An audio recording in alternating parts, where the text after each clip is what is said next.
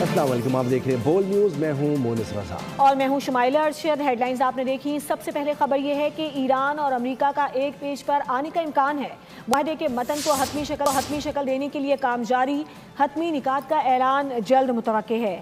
سعودی خبر رساں ادارے العربیہ نے بڑی خبر دے دی۔ رپورٹ میں پاکستان کی اہم شخصیات کی ایران کے دورے پر روانگی کا بھی جلد امکان ظاہر کر دیا۔ ادھر وفاقی وزیر داخلہ محسن نقوی کی تہران میں صدر مسعود پزشکیان، ایرانی وزیر داخلہ اسکندر مومنی اور کمانڈر ان چیف پاسداران انقلاب احمد واحدی سے اہم ملاقات ہوئی۔ امریکہ ایران مذاکرات سے متعلق اہم امور زیر غور آئے۔ ایرانی وزارت خارجہ کے ترجمان اسماعیل بقائی نے تصدیق کر دی، پاکستانی وزیر داخلہ محسن نقوی کا دورہ تہران اہم ہے۔ پاکستان کی ثالثی میں امریکہ ایران مذاکرات میں پیش رفت ہو رہی ہے۔ پاکستان کے ذریعے نئی تجاویز پر وضاحتی پیغامات کا تبادلہ جاری ہے۔ ایران امریکہ تنازع حل کرانے کی سر توڑ کوششیں پاکستان کی ثالثی رنگ لانے لگی۔ امریکہ اور ایران سے اچھی خبریں آنے لگیں۔ ایران اور امریکہ کے ایک پیج پر آنے کے امکانات روشن ہو گئے۔ معاہدے کے متن کو حتمی شکل دینے کے لیے کام جاری ہے۔ حتمی نکات کا اعلان جلد متوقع ہے۔ سعودی خبر رساں ادارے العربیہ نے بڑی خبر دے دی۔ رپورٹ میں پاکستان کی اہم شخصیات کے ایران کے دورے پر روانگی کا بھی جلد امکان ظاہر کر دیا۔ حج کے بعد معاہدے کے حتمی نکات پر مذاکرات کا نیا دور اسلام آباد میں ہوگا۔ ادھر وفاقی وزیر محسن نقوی کی تہران میں صدر مسعود پزشکیان، ایرانی وزیر داخلہ اسکندر مومنی اور کمانڈر ان چیف پاسداران انقلاب احمد واحدی سے اہم ملاقات ہوئی۔ امریکہ ایران مذاکرات سے متعلق اہم امور زیر غور آئے۔ ایرانی وزارت خارجہ کے ترجمان اسماعیل بقائی نے تصدیق کی، پاکستانی وزیر داخلہ محسن نقوی کا دورہ تہران اہم ہے۔ پاکستان کی ثالثی میں امریکہ ایران مذاکرات میں پیش رفت ہو رہی ہے۔ پاکستان کے ذریعے نئی تجاویز پر وضاحتی پیغامات کا تبادلہ جاری ہے۔ ایران سے مذاکرات میں پیش رفت کی خبر پر اسرائیلی وزیر اعظم نیتن یاہو غصے سے آگ بگولا۔ امریکی صدر ڈونلڈ ٹرمپ کو فوراً فون گھما دیا۔ امریکی نیوز ویب سائٹ ایکزیوس نے بڑا انکشاف کر دیا، گفتگو میں ایران کے ساتھ ممکنہ معاہدے پر بات چیت کی گئی۔ ویب سائٹ نے اسرائیلی ذرائع سے دعویٰ کیا ہے کہ ٹرمپ سے ٹیلی فونک گفتگو کے بعد اسرائیلی وزیر اعظم انتہائی پریشان اور غصے میں آ گئے۔ دونوں رہنماؤں کے درمیان بنیادی اختلاف یہ ہے کہ صدر ٹرمپ اب بھی ایران کے ساتھ سفارتی معاہدے کے حق میں ہیں، جبکہ اسرائیل ایران کے خلاف سخت فوجی کارروائی چاہتا ہے۔ ایران کے خلاف بہت آپشنز موجود ہیں، اصل سوال یہ ہے کہ کیا ہم جا کر اسے مکمل ختم کریں گے یا وہ کوئی معاہدہ کریں گے۔ امریکی صدر ڈونلڈ ٹرمپ کی کوسٹ گارڈ اکیڈمی میں تقریب سے خطاب۔ کہا کہ سب کچھ ختم ہو چکا ہے اور اب یہ دیکھنا ہے کہ ایران معاہدے پر دستخط کرتا ہے یا نہیں۔ ایران کی بحریہ اور فضائیہ تقریباً ختم ہو چکی ہیں اور وہ زیادہ تر فوجی صلاحیت اس کی متاثر ہو چکی ہے۔ امریکہ اور اسرائیل کے خلاف ایران منفرد مزاحمت کر رہا ہے۔ سابق صدر ابراہیم رئیسی کی دوسری برسی پر آیت اللہ مجتبیٰ خامنائی کا قوم کے نام پیغام۔ کہا کہ اسرائیل اور امریکہ کے خلاف جنگ میں حکام پر پہلے سے زیادہ بوجھ ڈال دیا ہے۔ مجتبیٰ خامنائی نے متحد رہنے پر ایرانی قوم کا شکریہ بھی ادا کیا۔ وزیر خارجہ عباس عراقچی بولے کہ جنگ دوبارہ شروع کی گئی تو مزید حیرت انگیز رد عمل دیں گے۔ ایرانی پاسداران انقلاب نے بیان میں کہا کہ ایران کے خلاف محاذ کھولا گیا تو یہ جنگ خطے سے باہر تک پھیل جائے گی۔ پچھلی جنگ میں اپنی تمام صلاحیتیں استعمال نہیں کی۔ اگر ایران کے خلاف کوئی کارروائی ہوئی تو ایران کی نئی علاقائی اور غیر علاقائی صلاحیتیں فعال ہو جائیں گی۔ ادھر روس اور چین نے ایران کے خلاف امریکہ اور اسرائیل کی کارروائیاں یک طرفہ غنڈہ گردی قرار دے دی ہیں۔ چینی صدر شی جن پنگ نے روسی ہم منصب ولادیمیر پوٹن سے ملاقات کے بعد مشترکہ پریس کانفرنس میں کہا کہ ایران امریکہ جنگ روکنا ضروری ہے، مزید لڑائی غیر دانشمندانہ ہوگی، دنیا جنگ کے قانون کی طرف واپس جانے کے خطرے سے دوچار ہے۔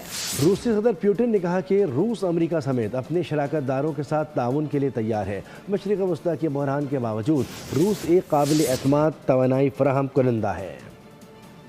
امریکی سینٹ نے ایران کی ناکہ بندی ختم کرنے اور امریکی فوج کو وہاں سے ہٹانے کی قرارداد منظور کر دی۔ قرارداد 47 کے مقابلے میں 50 ووٹوں سے منظور ہوئی۔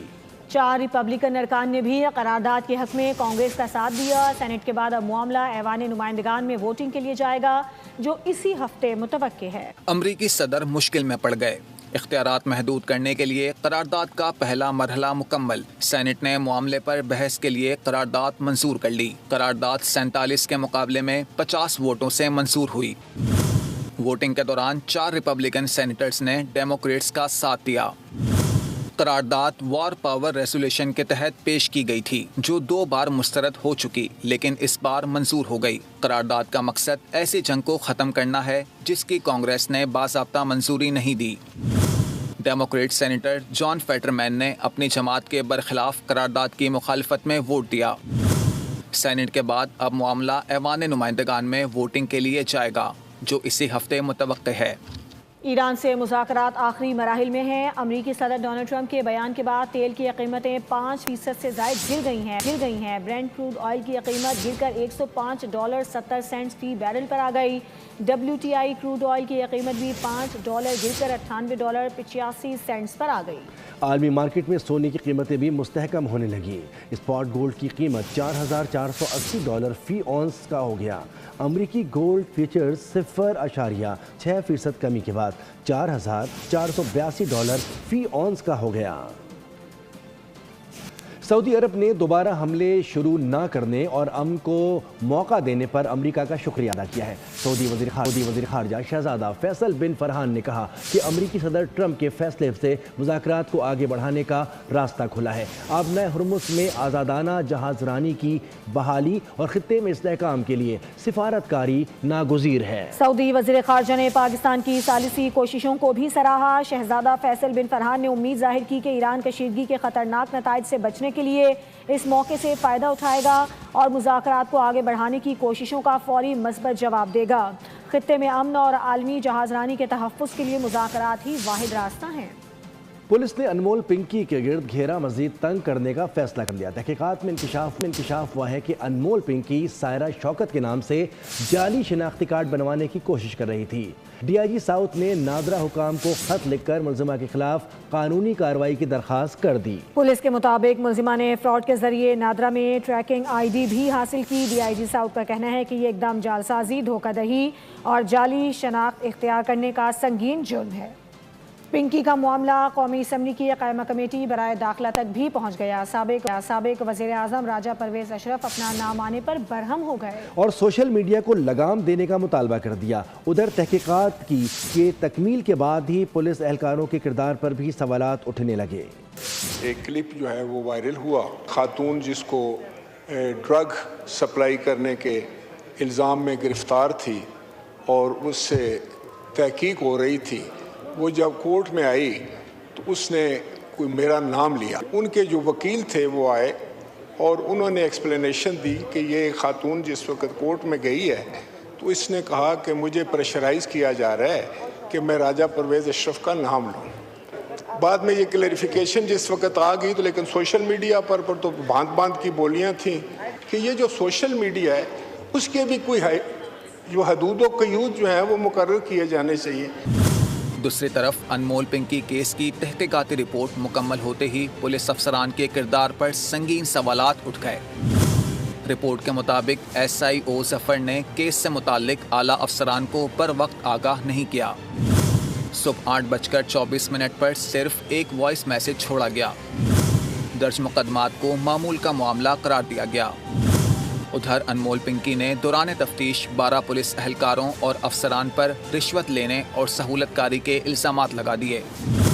زیادہ تر اہلکار کراچی ساؤتھ زون اور ڈیفنس سے تعلق رکھنے والے بتائے گئے ہیں۔ تحقیقاتی کمیٹی نے انکشاف کیا کہ تھانہ گارڈن کا CCTV ریکارڈ بھی غائب ہے۔ رپورٹ میں ضلعی SSP SHO گارڈن حنیف سیال اور SIO کے کردار کو مشکوک قرار دیا گیا۔ SHO کے خلاف محکمانہ اور قانونی کارروائی جبکہ علیحدہ انکوائری کی سفارش بھی کر دی گئی۔ پولیس نے پنکی کے 35 آن لائن رائڈروں کا ریکارڈ بھی حاصل کر لیا۔ سبسکرائب کریں اور بیل دبائیں تاکہ کوئی خبر رہ نہ جائے۔